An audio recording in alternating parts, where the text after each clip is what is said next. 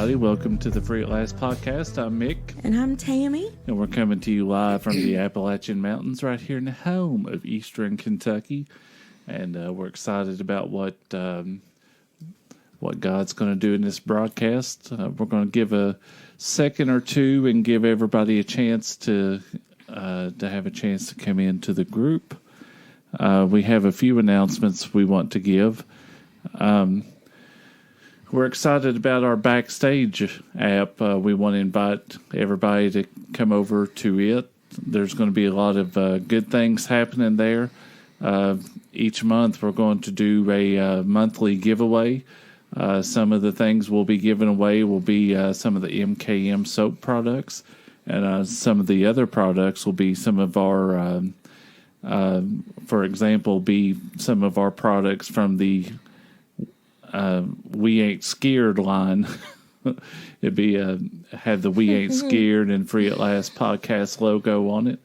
And so hop over there and be a part of the Backstage app. There's going to be levels for everybody that wants to support.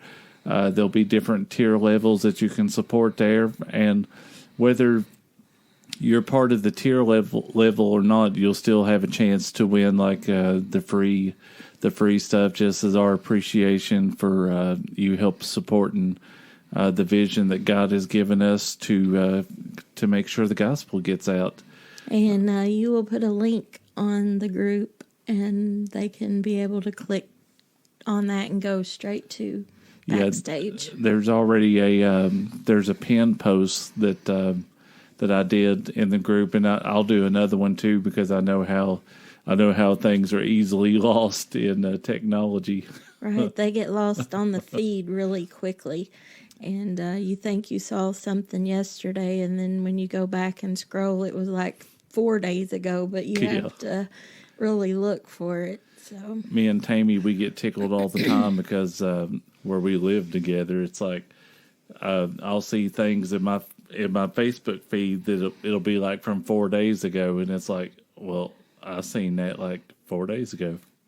Yeah, it's like sometimes people's posts are like 3 and 4 days behind, and I'm not sure why that is, but yeah. But you just got to love technology, and we're excited about what we're talking about tonight. What we hope to do through tonight's topic, we wanted to talk about the origins of Christmas. We've been in this walk long enough to run across some different believers, whether it's Halloween, whether it's Christmas. It seems like there's always a group of believers out there that want to try to condemn whatever it is that you celebrate, whether it's for the Lord or they always have rules of the should and shouldn't do's. And so we wanted to talk about where some of these ideas come along with Christmas, because there are certain groups out there that say that we shouldn't celebrate Christmas as Christians because it's pagan rituals and blah blah blah. And our stance on this is it's simple, really. Like, if you feel convicted of the Holy Spirit on anything, then do or don't do it. I'll give Halloween as an example. One year, there was a year or two that we didn't absolutely do nothing. We sat at the house, we turned our lights off, we didn't give candy out to the kids, and they passed us by. Now, a year or two after that, we matured a little bit, and we made up our minds that that on a night that everybody was out and about, we wasn't going to hide our light, behind closed doors. If in our mind, if you're a Christian, you should be out and about with people, because if you're carrying the gospel message, the people in your community is who needs to hear that gospel message. The verse that comes to me, Jesus says that you don't take your light and hide it under a basket. You put the candle on the stand so everybody can see it. And so we just want to help encourage whoever's listening. If if you heard this kind of advice from other believers trying to discourage you in how you celebrate the Christmas holiday, well, we're going to offer you some help. Well, if you have been in the Christian walk for a while, you by this point know that Jesus was not born on December 25th. What? The Bible isn't specific on the exact day that he was born, but it is a time of the year that it has developed into a Christian tradition that we celebrate the birth of Christ on December 25th. Well, Christmas, the actual Christmas itself, the festival, was created in paganism well before Christ was born. And go ahead. And they actually, it's in celebration of the sun, if I remember right. Is that correct? Yes. The pagans wanted to celebrate the sun, and they chose December 25th as the birthday of the sun, S-U-N. And, because they worship the sun god. And when you think about that, though, S-U-N is sun, but we know it as the S-O-N, sun. Yeah, we actually celebrate the Son of God that is the light of the world. Yes.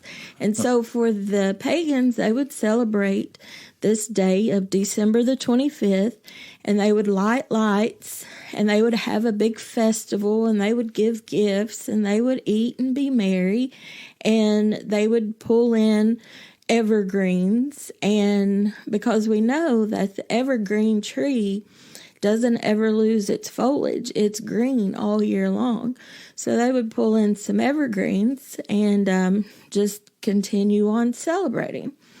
And so we didn't get Christmas as we know it until the 19th century.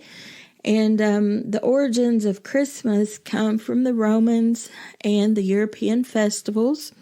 And what it was is it marked the end of the fall harvest and was the beginning of the winter solstice. Solstice. I remember, I think it was 4 or 5 iPhones ago, didn't we have a solstice phone? Or no, that might have been the Android. Yeah, it was, that word came in there somewhere with phone and technology. But, it was the customs of the Romans that it originated from. That was a celebration where they decorated their homes and they gave gifts and they sang songs and they ate special foods. Well, that sounds like what we do now. Yeah. And so they would sing songs that, were happy, upbeat, joyful songs. And we see those today. And we also know that Jesus has been incorporated into many Christmas songs. So that's why, when you listen to Christmas music this time of the season, you have some fun ones, that doesn't even talk about Jesus. It's just upbeat fun, being merry and jolly. And it kind of it's the whole intent is for it to lighten your mood. Yeah. So it's like there's worldly Christmas music and then there's, Christian-based Christmas music, and I think they're both fine, because you feel happy and joyful when you listen to Christmas music. And, fall is a season when it comes to a close. That's when the foliage starts falling. That's when your last of the fruits of the field, go away. And it's a time of what we would call deadness because, there's just not a lot going on. And so holidays are a hard time for a lot of people who have lost loved ones, who have lost family members. And, it's a time that it should be joyous and happy and celebrate. And I know a lot of people celebrate the loved ones that they've lost and do some kind of something in remembrance of them. Kind of like a memorial service. Yeah, so yes, this time is hard, but I think it's also a time to get together, to gather with people, to friends and fellowship, and just it kind of goes along with Thanksgiving. Just get with people and tell them you're thankful for them, that you're blessed by having them in your life, and a time of just a celebration and jolliness and happiness. I know after we lost Tammy's mom, like one of the things that that I'm trying to do now while I'm still here is, now that we have those awesome memories of her and the holidays, it's like I'm trying to make memories now with the people around me, like, if that makes sense, because it's like, for me, it's like I never realized how precious life was until you miss those people that you don't get to share those moments with anymore. And for us, it's like another chance to remember, to keep the memories alive of those that gone on. And it's even more precious, like when you know those people that have went on, that they've known the Lord, because then it's not goodbye, it's just see you later. And like when you see the symbolism of Christmas, when you think about Christmas trees, you think about the lights, you think about music, and you see Santa, and it's like, how did Santa come into all this? But actually, Christmas itself began in the Christian church in Turkey around 280 AD. BC. Another Thanksgiving term there, the turkey. So in the country of Turkey is where the tradition of Christmas actually began in the Christian church, and it was inspired by St. Nicholas. And so he was a man who really believed in the goodwill toward men, and I'm sure at that point it was beginning to be, that you believe in Christ, that Christ should be in Christmas. And so he suffered persecution and imprisonment for his faith, because he was trying to redeem the holiday.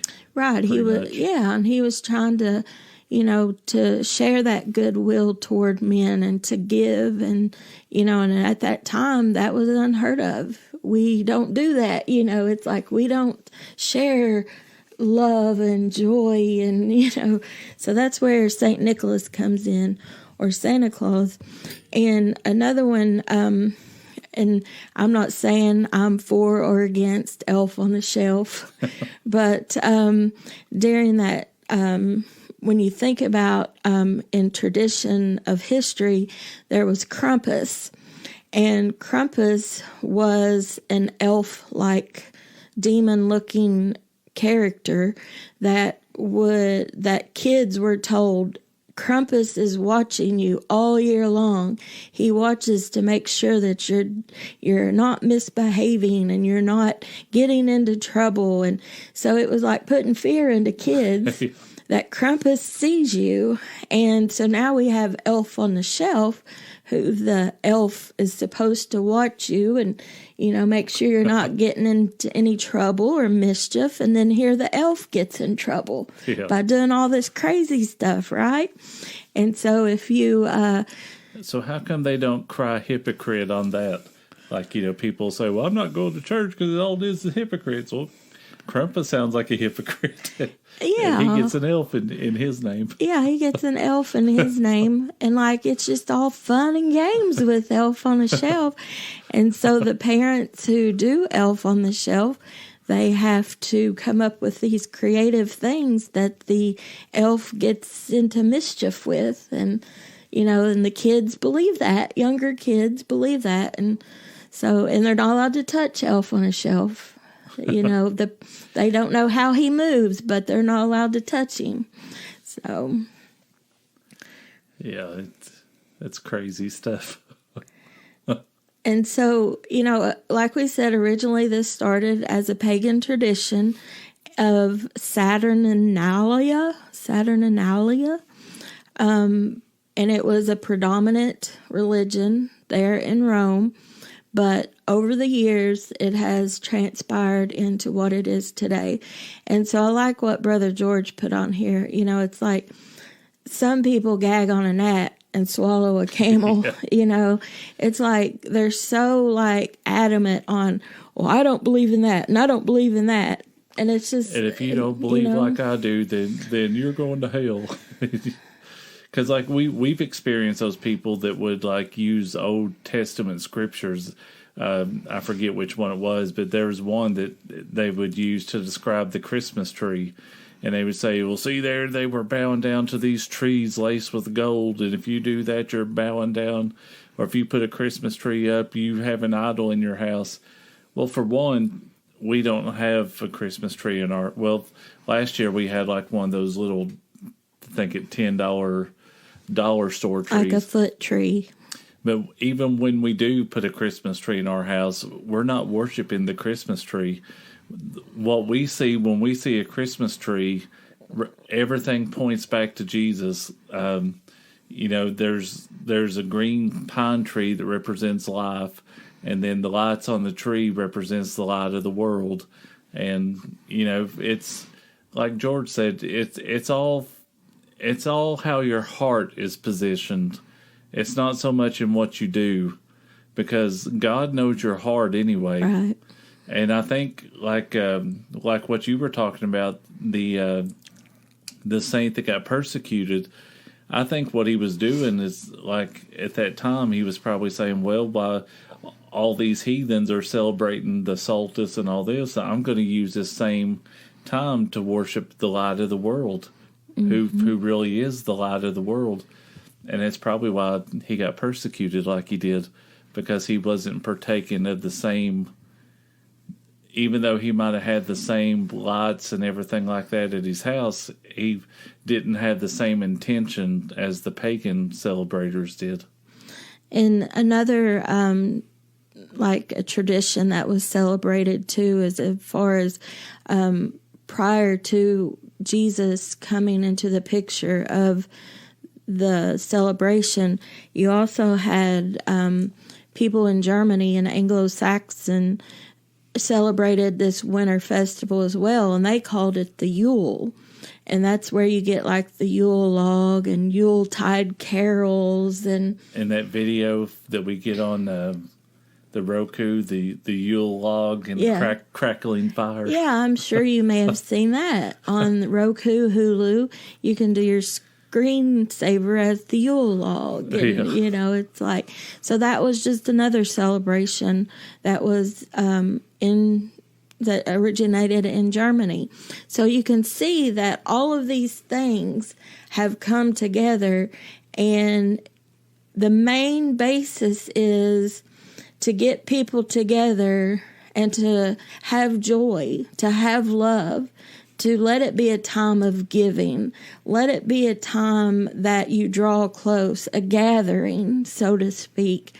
And so we know that we should celebrate Jesus all year long. But just as we have a birthday, tradition has said it, that's Jesus' birthday. Yeah. So, but we celebrate out of knowing that God sent his son to us. That's and right. So in Christianity, we believe, and you can go and read it in Luke chapter 2, talking about Jesus and how he came about with Mary and Joseph. That's right. And Brother George, I believe the verse that you're quoting out of, I believe it's the diabetes version. So we're going to take a minute and go ahead and acknowledge the folks that are in here. Okay. From what I can remember on here, we have Brother Ron, Jody, we have Brother George, and let's see, I think Sister Sue is in here. If you're in here and you haven't just given us an emoji or a shout out, just let us know that you're here. It says Brother Rama's watching, and we appreciate you all tuning in and learning a little bit about the Christmas origin. You know, it's it's a time, and I for me, Christmas is fun. Yeah. Christmas is you feel like you plan. After Thanksgiving, it just seems like you just plan to be in fellowship with people. You know, it's like you just have a good time. You play board games, you play, card games, and it's just a time to eat. And you hear those stories that you've heard the last 20-some years, a little bit different. The fish get bigger each year. And, with me, with Santa Claus, when my mom took me to see him, I knew he was fake as could be because, every kid wants to pull the beard and it flopped back up. And, you hear the story. He comes down the chimney and, you're supposed to leave cookies and milk. And I'm like, our chimney when I was growing up was only like 5 inches in diameter. So was the Santa Claus like the one on Elf? Did he smell like beef and cheese?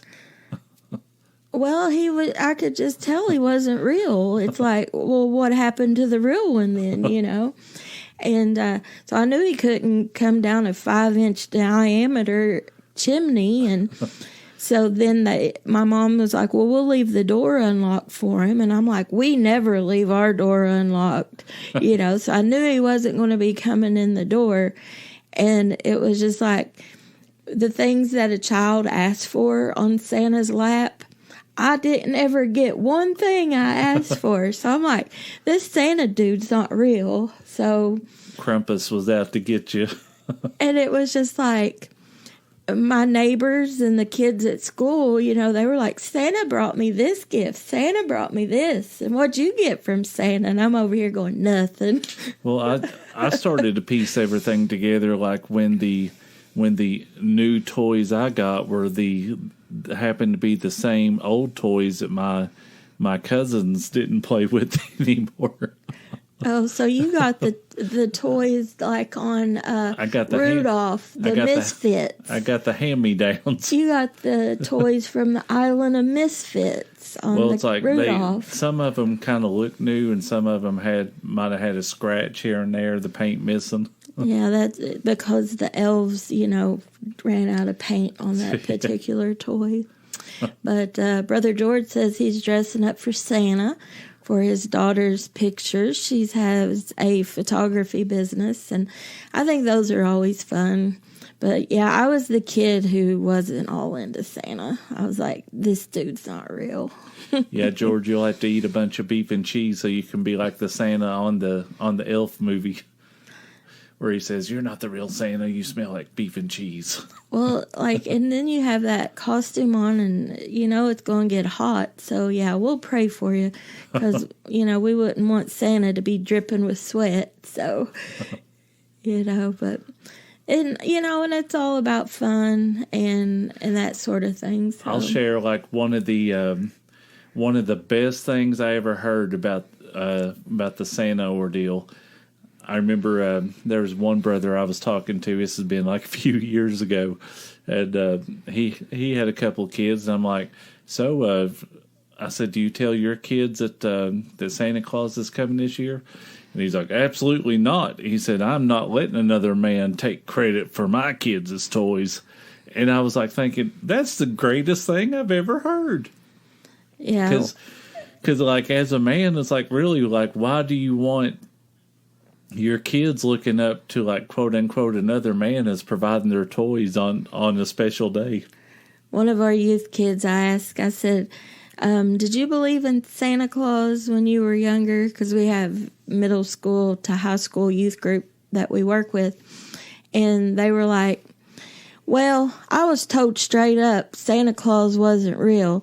And I said, yeah, I said, there's other reasons why people celebrate Christmas. And they said, well, I did ask my mom if I could still make believe.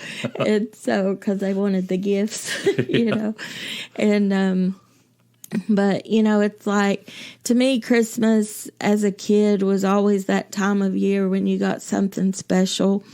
And a lot of our older people can remember getting candy or fruit, and that was like a big thing then because you didn't get that kind of stuff.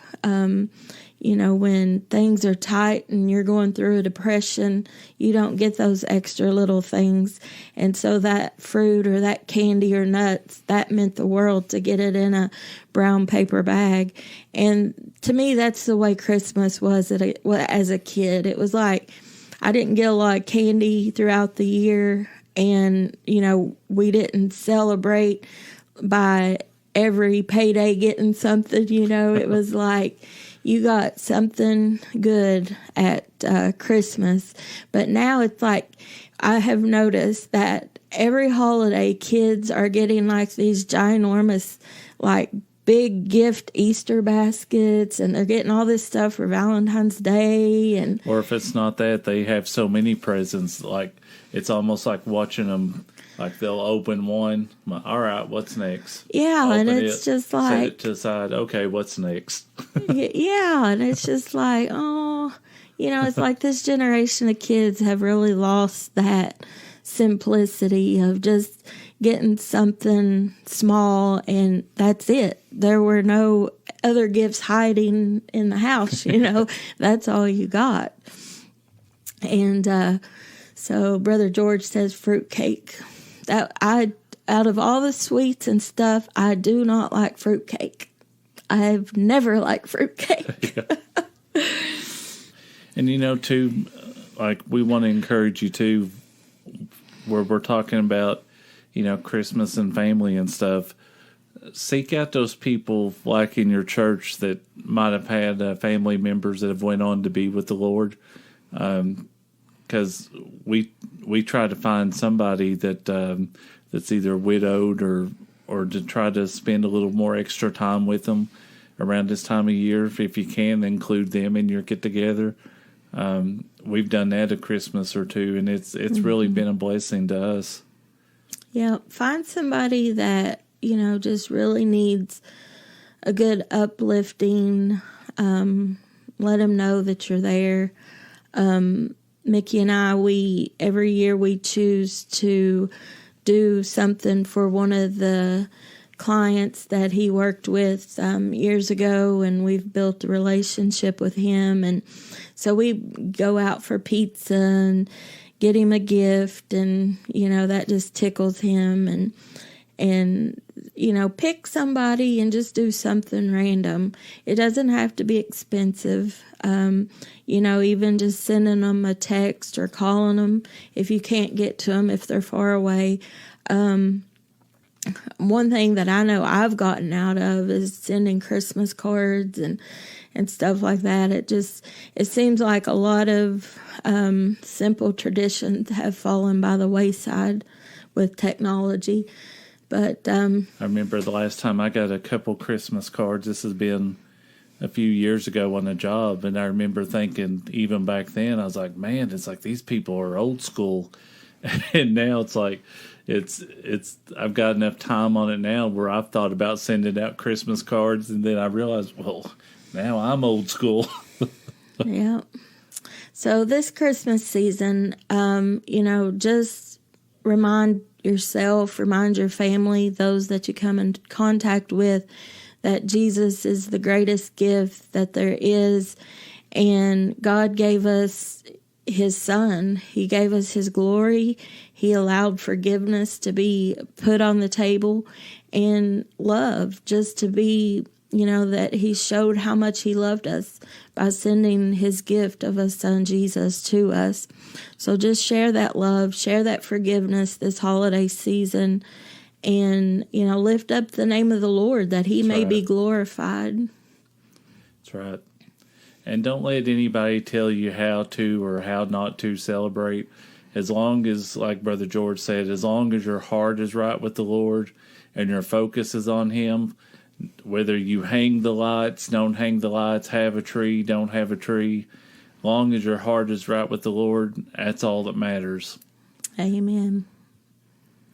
And we don't want to forget, you can look on Facebook, the Holy Rollers ministry on Facebook. they do a toy giveaway and are currently doing a toy drive. So if you have toys that you'd like to donate, new ones in the box for kids who may not have a Christmas outside of this donation, and you can look at all the information on there, and you can go back on our news feed and see all of the information there that Brother George has posted on the toy drive and giveaway, and that will be taking place on the 16th, Brother George. Is it the 16th that the toy drive is, or the toy giveaway is happening? And this is like a really awesome... Yes, December the 16th at New Life Victory Church in Olive Hill. And this is a really awesome ministry. Me and Tammy have had a chance to see it in action. And there are all kinds of kids that benefit from this program. And it's an awesome thing to see, like when you see the kids' eyes light up and knowing that they might not have had a Christmas, otherwise, but... through your giving and your generous support, you can be Jesus to somebody, because Jesus reveals himself in so many different ways. And that's the way to let your light shine. Absolutely. Well, we're going to wrap it up for the night, and we thank you for tuning in and watching. We thank you for watching the replay if you're one of those, and we just pray that you have a great rest of the week, and just find yourself in the Christmas spirit, and read chapter 2 of Luke when you get a chance, and just reflect back on it, and get it down in your heart this Christmas season. It might turn you from a yo-yo-yo to a ho-ho-ho. Merry Christmas. Well, we love you guys, and we appreciate you so much. Have a blessed week. See you guys.